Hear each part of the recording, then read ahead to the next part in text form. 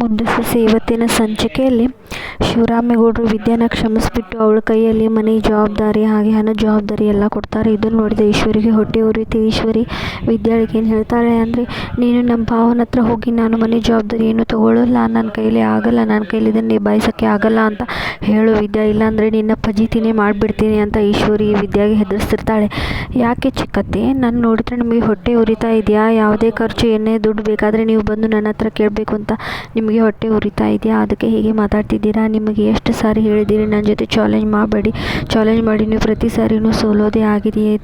ಏನಕ್ಕೆ ನನ್ನ ಜೊತೆ ಚಾಲೆಂಜ್ ಮಾಡಿ ಸೋಲ್ತೀರಾ? ನಿಮಗೆ ಏನು ಅನಿಸಲ್ವಾ? ನಾನು ಈ ಮನೆ ಸೊಸೆ ಇದ್ದೀನಿ, ನನಗೆ ಅವರು ಜವಾಬ್ದಾರಿ ಕೊಡೋದ್ರಲ್ಲಿ ಒಂದು ಅರ್ಥ ಇದೆ, ಆದರೆ ನೀವೇಕೆ ಹೀಗೆ ಮಾಡ್ತಿದ್ದೀರಾ ಅಂತ ವಿದ್ಯಾ ಕೇಳ್ತಾಳೆ. ಅದಕ್ಕೆ ಈಶ್ವರಿ, ನಮ್ಮ ಆಸ್ತಿ ಪಾಲೇನು ಬರ್ತೆ ಅದನ್ನೆಲ್ಲ ನಾನು ಭಾವನ ಹತ್ರ ಕೇಳ್ತೀನಿ ಬಿಡು, ನಿನ್ನ ಹತ್ರ ಏನಕ್ಕೆ ನಾನು ಭಿಕ್ಷೆ ಬೇಡ್ತಾ ಕೂತ್ಕೊಳ್ಳಿ ಅಂತ ಈಶ್ವರಿ ಹೇಳ್ತಾಳೆ. ಈ ಕಡೆ ಮಾರನೇ ದಿನ ಶಿವರಾಮೇಗೌಡರು ದೊಡ್ಡಪ್ಪನ ಮಗಳು ಮನೆಗೆ ಬರ್ತಾಳೆ. ಹಾಗೆ ಅಜ್ಜಿ ಶಿವರಾಮೇಗೌಡರು ಎಲ್ಲರೂ ಖುಷಿ ಪಡ್ತಾರೆ. ಭದ್ರನ ಮದುವೆಗಾದರೂ ಬಂದಿಲ್ಲ, ಈಗಲಾದರೂ ಬಂದಿಯಲ್ವಾ, ಒಳ್ಳೇದಾಯಿತು ಬಿಡು ಅಂತ ಹೇಳ್ತಿರ್ತಾರೆ.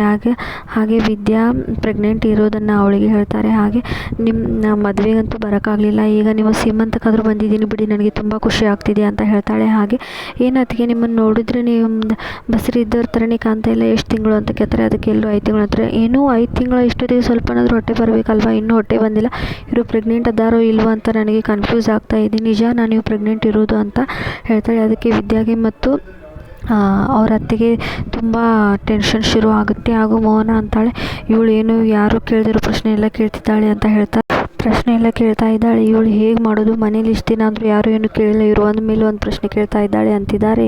ಪೂರ್ತಿ ವಿಡಿಯೋಗಾಗಿ ಸಬ್ಸ್ಕ್ರೈಬ್ ಮಾಡಿ.